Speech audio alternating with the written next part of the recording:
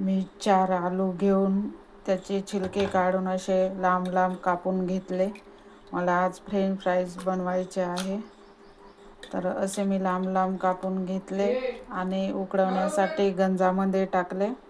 थोडं याला शिजवून घेते. मीठ पण टाकलं आहे थोडं. आता याला मी शिजवण्यासाठी ठेवून देते. जास्त शिजवायचे नाही, थोडेफारच शिजवायचे.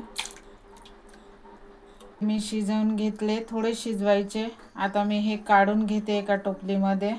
बघा, मी असे टोपलीमध्ये काढून घेतले. आता मी याला पुसून घेते छान.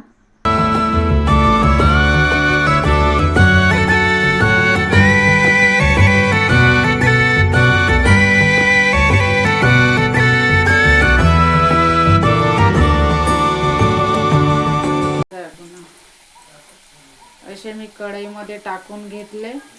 आता याला आपण लाल येईपर्यंत असे छान शिजवून घ्यायचे, फ्राय करून घ्यायचे.